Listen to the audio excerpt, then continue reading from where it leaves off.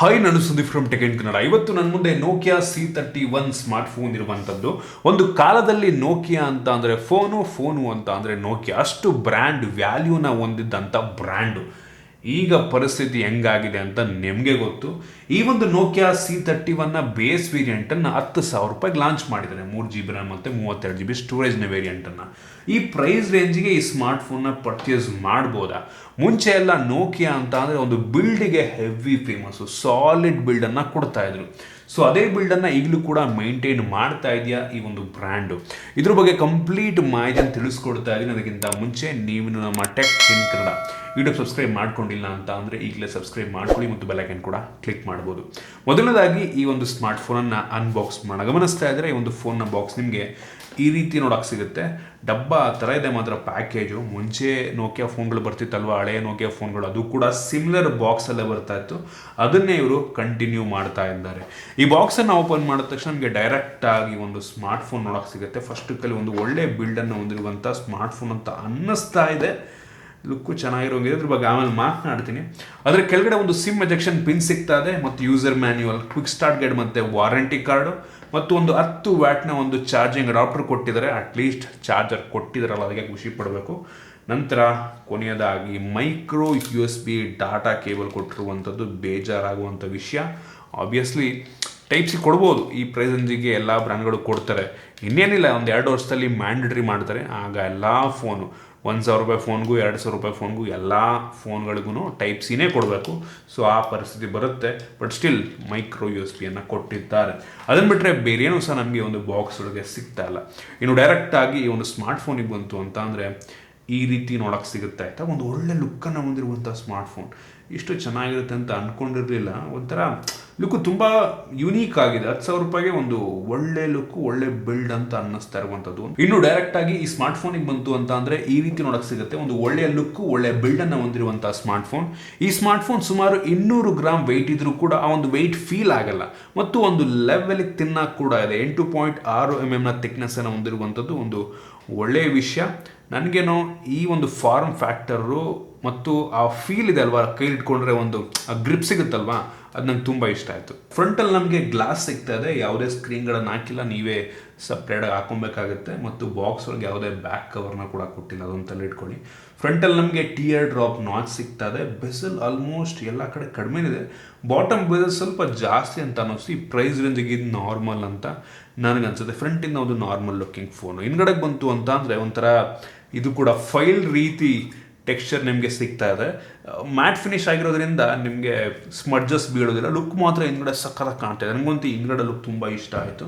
ಹಿಂದ್ಗಡೆ ನಮಗೆ triple camera setup ಸಿಗ್ತದೆ, ಸಿಂಗಲ್ LED ಫ್ಲ್ಯಾಶ್ ಇದೆ ಮತ್ತು ಫಿಂಗರ್ ಪ್ರಿಂಟ್ ಸೆನ್ಸಾರ್ ಕೂಡ ಹಿಂದೆನೇ ಇರುವಂಥದ್ದು. ಮತ್ತು ಸ್ಪೀಕರ್ ಗ್ರಿಲ್ ಕೂಡ ಹಿಂದೆನೇ ಕೊಟ್ಟಿದ್ದಾರೆ, ಬ್ಯಾಕ್ ಫೈರಿಂಗ್ ಸ್ಪೀಕರು.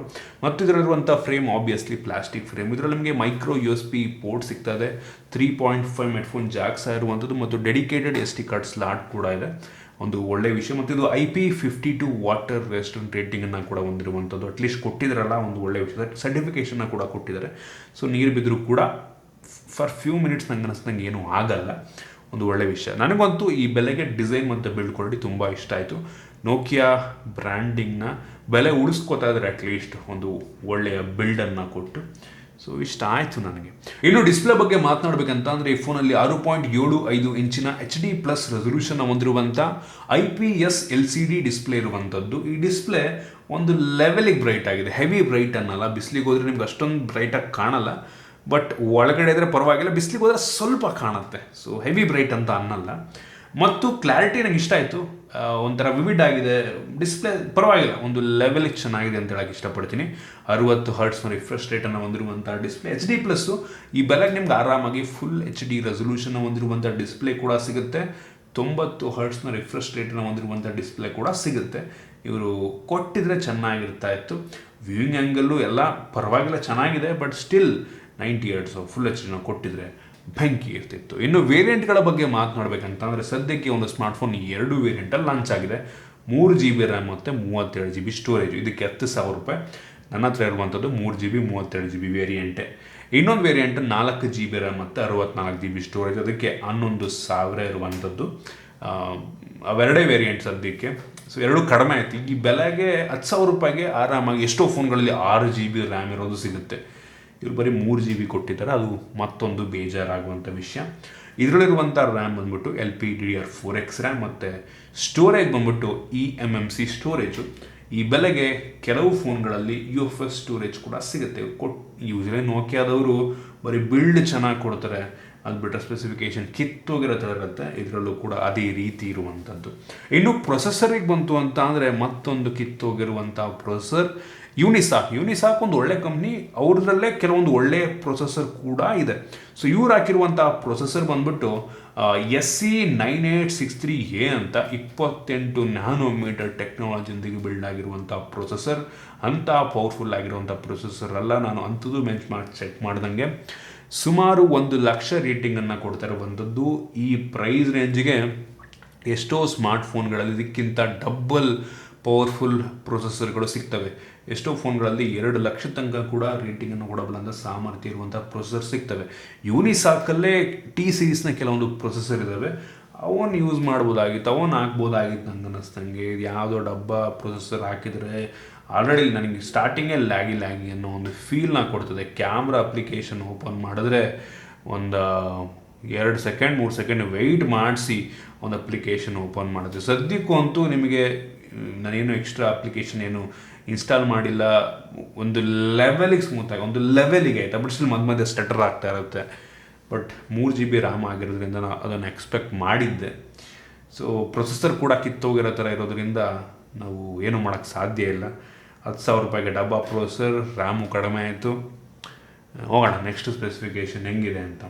ಇನ್ನು ಈ ಸ್ಮಾರ್ಟ್ಫೋನಲ್ಲಿ ನೀವು ಹೆವಿ ಗೇಮ್ಸನ್ನು ಆಡೋದನ್ನು ಕನಸು ಅಂತ ಅಂದ್ಕೊಂಬಿಡಿ. ಏನೋ ಬೇಸಿಕ್ ನ್ಯಾವಿಗೇಟ್ ಮಾಡ್ಕೊಬೋದು, ಸ್ಲೈಡ್ ಹಂಗೆ ನಾರ್ಮಲ್ ಯೂಸ್ ಮಾಡಿದ್ರೆ ಚೆನ್ನಾಗಿದೆ. ನೀವು 1-2-3 ಅಪ್ಲಿಕೇಶನ್ ರೆಗ್ಯುಲರಾಗಿ ಯೂಸ್ ಮಾಡಿದ್ರೆ ಗೇಮ್ಗೆ ಮಾಡೋಕ್ಕೋದ್ರೆ ಮುಗಿದು ಸತ್ತೇ ಹೋಗುತ್ತೆ ಫೋನು.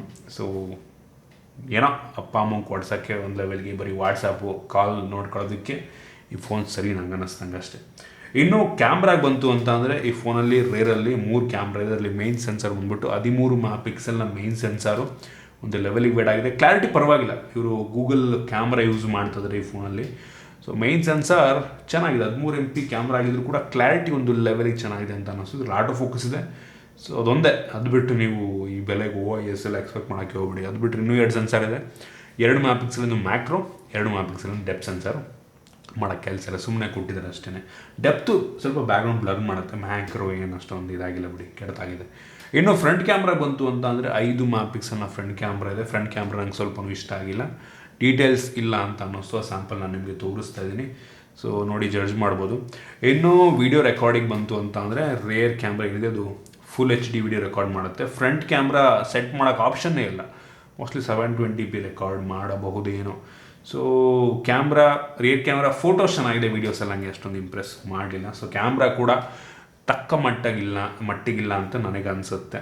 ಇನ್ನು ಸೆಕ್ಯೂರಿಟಿ ಬಗ್ಗೆ ಮಾತನಾಡಬೇಕಂತ ಅಂದರೆ ಹಿಂದ್ಗಡೆ ಕೊಟ್ಟಿದ್ದಾರೆ ಫಿಂಗರ್ ಪ್ರಿಂಟ್ ಸೆನ್ಸರ್ನ. ಒಂದು ಸೆಕೆಂಡ್ ಯೋಚನೆ ಮಾಡಿ, ಒಂದು ಸೆಕೆಂಡ್ ನೋಡ್ತಾ ಇದ್ರೆ ಟಚ್ ಮಾಡ್ತೀನಿ, ಈಗ ಅನ್ಲಾಕ್ ಮಾಡುತ್ತೆ, ಟಚ್ ಮಾಡ್ತೀನಿ, ಈಗ ಅನ್ಲಾಕ್ ಮಾಡುತ್ತೆ, ಟಚ್ ಮಾಡ್ತೀನಿ. ಎಷ್ಟು ಟೈಮ್ ತೊಗೊಳುತ್ತೆ ನಿಮಗೆ ಗೊತ್ತಾಗಿದೆ. ಇನ್ನು ಫೇಸ್ ಅನ್ಲಾಕ್ ಕೂಡ ಇದೆ, ಅದು ಪರವಾಗಿಲ್ಲ, ಒಂದು ಲೆವೆಲ್ಗೆ ನೋಡ್ತಾ ಇದ್ದೀರಾ, ಒಂದು ಲೆವೆಲ್ಲಿಗೆ ಪರವಾಗಿಲ್ಲ, ಸುಮಾರಾಗಿದೆ. ಇನ್ನು ಬ್ಯಾಟ್ರಿ ಬಗ್ಗೆ ಮಾತನಾಡಬೇಕಂತ ಅಂದರೆ ಈ ಫೋನಲ್ಲಿ 5000 mAh ಕೆಪಾಸಿಟಿ ಬ್ಯಾಟ್ರಿ ಇರುವಂಥದ್ದು ಒಂದು ಒಳ್ಳೆಯ ವಿಷಯ. ಬಾಕ್ಸ್ ಒಳಗೆ 10 ವ್ಯಾಟ್ನ ಚಾರ್ಜರ್ ಕೊಟ್ಟಿದ್ದಾರೆ. ಬೇಜಾರಾಗುವಂಥ ವಿಷಯ, ಈ ಬೆಲೆಗೆ ಕೆಲವು ಬ್ರ್ಯಾಂಡ್ಗಳು 18 ವ್ಯಾಟು ಚಾರ್ಜರ್ನ ಕೊಡ್ತಾರೆ, ಇನ್ನು ಕೆಲವು 33 ವ್ಯಾಟನ್ನು ಕೊಟ್ಟಿರುವಂಥ ಎಕ್ಸಾಂಪಲ್ಗಳು ಕೂಡ ಇದ್ದಾವೆ. ಸೊ ಬರೀ 10 ವ್ಯಾಟನ್ನು ಕೊಟ್ಟಿದ್ದಾರೆ. ಇನ್ನು OSನ ಬಗ್ಗೆ ಮಾತನಾಡಬೇಕಂತ ಅಂದರೆ ಈ ಫೋನಲ್ಲಿ ಲೇಟೆಸ್ಟ್ ಅನ್ನೋದಕ್ಕಿಂತ ಆಂಡ್ರಾಯ್ಡ್ 12 ಬೇಸ್ ರನ್ ಆಗ್ತಿರುವಂಥ OS ಇದೆ. ಇದೊಂಥರ ಕಂಪ್ಲೀಟ್ ಸ್ಟಾಕ್ ಆಂಡ್ರಾಯ್ಡ್ ಎಕ್ಸ್ಪೀರಿಯನ್ಸ್ ನಿಮಗೆ ನೀಡುತ್ತೆ. ಕೆಲವೊಂದು ಬೇಡದಿರೋಂಥ ಅಪ್ಲಿಕೇಶನ್ ಕೂಡ ಇರುವಂಥದ್ದು ಬೇಜಾರಾಗುವಂಥ ವಿಷಯ. ಅದನ್ನು ಬೇಕಾದ್ರೆ ಅನ್ಇನ್ಸ್ಟಾಲ್ ಕೂಡ ಮಾಡ್ಬೋದು, ಬಟ್ ಕೆಲವೊಂದು ಬ್ಲೂಟ್ವೇರ್ಸ್ ಇದೆ. ಸೊ OS ಅಪ್ಡೇಟ್ಸ್ ನೀವು ಎಕ್ಸ್ಪೆಕ್ಟ್ ಮಾಡೋದು ಸ್ವಲ್ಪ ಕಷ್ಟ. ಇವ್ರು ಹೇಳೋ ಪ್ರಕಾರ 2 ವರ್ಷಗಳ ಸೆಕ್ಯೂರಿಟಿ ಪ್ಯಾಚಸನ್ನು ಕೊಡ್ತಾರೆ. ಆ್ಯಂಡ್ರಾಯ್ಡ್ ಅಪ್ಡೇಟ್ ನನಗೆ ಡೌಟ್ ಇದೆ ಆಯಿತಾ, ಅವರೆಲ್ಲೂ ಸ್ಪೆಸಿಫೈ ಮಾಡಿಲ್ಲ. ಮೋಸ್ಟ್ಲಿ 2 ವರ್ಷ ಸೆಕ್ಯೂರಿಟಿ ಪ್ಯಾಚಸ್ ಸಿಗುತ್ತೆ. ನೀವು ಇದನ್ನು 2 ವರ್ಷ ಯೂಸ್ ಮಾಡೋದೇ ಕಷ್ಟ ಈ ಸ್ಮಾರ್ಟ್ಫೋನ್ನ. ಪ್ರೊಸೆಸರ್ ಕಿತ್ತೋಗಿರೋ ಥರ ಇರೋದ್ರಿಂದ ನಿಮಗೆ ಸ್ವಲ್ಪ ಲ್ಯಾಗಿ, ಸ್ವಲ್ಪ ಅಲ್ಲ ಸ್ವಲ್ಪ ಜಾಸ್ತಿನೇ ಲ್ಯಾಗಿ ಅಂತ ಅನ್ನಿಸ್ಬೋದು. ಸ್ಟಾರ್ಟಿಂಗ್ ಚೆನ್ನಾಗಿರುತ್ತೆ ಯೂಸ್ ಮಾಡ್ತಾ ಮಾಡ್ತಾ ಮಾಡ್ತಾ, ಸ್ಟೋರೇಜ್ ಫಿಲ್ ಆಗ್ತಾ ಆಗ್ತಾ ರ್ಯಾಮ್ ಬ್ಯಾಕ್ಗ್ರೌಂಡ್ ಎಲ್ಲ ಕೆಲಸ ಮಾಡ್ಕೊಳ್ಳೋಕೆ ಶುರು ಮಾಡುತ್ತೆ, ಆಗ ನಿಮಗೆ ಸ್ಲೋ ಆಗೋದಂತೂ ಗ್ಯಾರಂಟಿ. ಇನ್ನು ಸ್ಪೀಕರಿಗೆ ಬಂತು ಅಂತ ಅಂದರೆ mono speaker, back firing speaker ಹಿಂಗಡೆ ಇದೆ. ಕೈಲಿಟ್ಕೊಂಡ ಟೈಮಲ್ಲಿ ನಿಮ್ಮ ಕೈ ಕವರ್ ಆಗಿ ಸ್ಪೀಕರ್ ಜೋರಾಗಿ ಕೇಳ್ದಿರೋ ಸಾಧ್ಯತೆ ಕೂಡ ಇರುತ್ತೆ. ಸ್ಪೀಕರ್ನ ಕ್ಲಾರಿಟಿ ಪರವಾಗಿಲ್ಲ, ಒಂದು ಸ್ವಲ್ಪ ಜೋರಾಗಿ ಕೇಳುತ್ತೆ ಕವರ್ ಆಗಿಲ್ಲ ಅಂತ ಅಂದರೆ. ಇನ್ನು ಈ ಫೋನಲ್ಲಿ ನಮಗೆ ಸಿಂಗಲ್ ಬ್ಯಾಂಡ್ ವೈಫೈ ಸಿಗ್ತಾ ಇರುವಂಥದ್ದು, ಡ್ಯುಯಲ್ ಬ್ಯಾಂಡ್ ಸಪೋರ್ಟ್ ಇಲ್ಲ, ಸಿಂಗಲ್ ಬ್ಯಾಂಡ್ 2.4 GHz ಮತ್ತು ಬ್ಲೂಟೂತ್ 4.2. ಯಾವ ಕಾಲದಲ್ಲಿದ್ದಾರೆ ಅಂತ ಗೊತ್ತಿಲ್ಲ ಅವರು, ಬ್ಲೂಟೂತ್ 4.2 ಅಂತೆ. ನಿಮಗೆ ಇದರಲ್ಲಿ ಕ್ಯಾರಿಯರ್ ಅಗ್ರಿಗೇಷನ್ ಎಲ್ಲ ಏನೂ ಸಿಗಲ್ಲ. ಸೊ ಕೆಲಸವನ್ನಂತೂ ಮಾಡ್ತದೆ, ಮೈಕ್ರೋಫೋನ್ ಕ್ಲಾರಿಟಿ ಎಲ್ಲ ಒಂದು ಲೆವೆಲಿಗೆ ಚೆನ್ನಾಗಿದೆ ಅಂತ ಅನ್ನಿಸ್ತು ನನಗೆ. ಓವರಾಲ್ ಈ ಸ್ಮಾರ್ಟ್ಫೋನಲ್ಲಿ ಕೆಲವೊಂದು ಬೇಸಿಕ್ ಸೆನ್ಸರ್ಸ್ನ ಆ್ಯಡ್ ಮಾಡಿದ್ದಾರೆ, ಬರೀ ಬೇಸಿಕ್ಕು ಆಯಿತಾ. ಸೊ ಈ ಪ್ರೈಸ್ ರೇಂಜಿಗೆ ಟೋಟಲಿ ವರ್ತ್ ಅಲ್ಲ ಅಂತ ನನ್ನ ಒಂದು ಅಭಿಪ್ರಾಯ. ನೋಕಿಯಾ ಬ್ರ್ಯಾಂಡು, ನೋಕಿಯಾ ಫ್ಯಾನ್ಸ್ಗಳಿದ್ರೆ ಕೆಲವು ಜನ ಇದನ್ನು ಪರ್ಚೇಸ್ ಮಾಡ್ಬೋದು. ಯೂಶಲಿ ಆಫ್ಲೈನಲ್ಲಿ ಒಂದು ಲೆವೆಲ್ಗೆ ಸೇಲ್ಸನ್ನು ಮಾಡ್ತಾರೆ ಇವರು. ಏನಕ್ಕೆ ಅಂದರೆ ಆಫ್ಲೈನ್ ತೊಗೊಳೋರೆಲ್ಲ ನೋಕಿಯಾ ಹಳೇ ಬ್ರ್ಯಾಂಡಿಂಗನ್ನು ತಲ್ಲಿಡ್ಕೊಂಡು ಮೋಸ್ಟ್ಲಿ ಪರ್ಚೇಸ್ ಮಾಡ್ಬೋದೇನೋ, ಬಟ್ ಈ ಬೆಲೆಗೆ ಸ್ವಲ್ಪನೂ ವರ್ತಿಲ್ಲ. ಇದಕ್ಕಿಂತ ಒಳ್ಳೆಯ ಡಿಸ್ಪ್ಲೇ ನಿಮಗೆ ಬಿಲ್ಡು ಚೆನ್ನಾಗಿದೆ, ಲುಕ್ಕು ಚೆನ್ನಾಗಿದೆ, ಅದ್ರ ಬಗ್ಗೆ ನನ್ನ ಕಂಪ್ಲೇಂಟ್ ಇಲ್ಲ. ಇದಕ್ಕಿಂತ ಒಳ್ಳೆ ಡಿಸ್ಪ್ಲೇ ಸಿಗುತ್ತೆ, ಇದಕ್ಕಿಂತ ಒಳ್ಳೆ ರ್ಯಾಮು ಸ್ಟೋರೇಜ್ ಸಿಗುತ್ತೆ, ಇದಕ್ಕಿಂತ ಒಳ್ಳೆ ಪ್ರೊಸೆಸರ್ ಸಿಗುತ್ತೆ, ಇದಕ್ಕಿಂತ ಒಳ್ಳೆ ಕ್ಯಾಮ್ರಾ ಸಿಗುತ್ತೆ, ಇದಕ್ಕಿಂತ ಒಳ್ಳೆ ಚಾರ್ಜರ್ ಸಿಗುತ್ತೆ, ಇದಕ್ಕಿಂತ ಒಳ್ಳೆ ವೈಫೈ ನೆಟ್ವರ್ಕ್ ಮಾಡ್ಯೂಲ್ ಸಿಗ್ತವೆ. ಸೊ ಇನ್ನೇನಪ್ಪ ಚೆನ್ನಾಗಿದೆ ಇದರಲ್ಲಿ. ಸೊ ನಾನಂತೂ ಪರ್ಚೇಸ್ ಮಾಡಬೇಡಿ ಅಂತೀನಿ, ಇದು ನನ್ನ ಆನೆಸ್ಟ್ ಒಪಿನಿಯನ್. ಬಟ್ ಸ್ಟಿಲ್ ನಿಮಗೆ ಬಿಟ್ಟಿದ್ದು, ನೋಕಿಯಾ ಫ್ಯಾನ್ಸ್ ಆಗಿರೋ ನೋಡ್ರಪ್ಪ ತೊಗೊಳ್ಬೋದು. ಸೊ ಇಷ್ಟು ಈ ಒಂದು ಸ್ಮಾರ್ಟ್ಫೋನ್ ಬಗ್ಗೆ ನಾನು ಆನೆಸ್ಟ್ ಒಪಿನಿಯನ್. ನಿಮಗೆ ಇದ್ರ ಬಗ್ಗೆ ಏನನ್ಸುತ್ತೆ ದಯವಿಟ್ಟು ಕಡೆ ಕಾಮೆಂಟಲ್ಲಿ ತಿಳಿಸ್ಬೋದು. ಇಷ್ಟ ಆಗಿದ್ರೆ ದಯವಿಟ್ಟು ಲೈಕ್ ಮಾಡಿ, ಶೇರ್ ಮಾಡಿ. ಈ ರೀತಿ ನಮ್ಮ ಬೇರೆ ಬೇರೆ ವೀಡಿಯೋಗಳಿಗೆ ನಮ್ಮ tech in Kannada YouTube subscribe ಮಾಡ್ಕೊಂಡಿಲ್ಲ ಅಂದರೆ ಈಗಲೇ ಸಬ್ಸ್ಕ್ರೈಬ್ ಮಾಡ್ಕೊಳ್ಳಿ ಮತ್ತು ಬೆಲ್ ಐಕಾನ್ ಕೂಡ ಕ್ಲಿಕ್ ಮಾಡಬಹುದು. ಸಿಗೋಣ ಮುಂದಿನ ವೀಡಿಯೋದಲ್ಲಿ.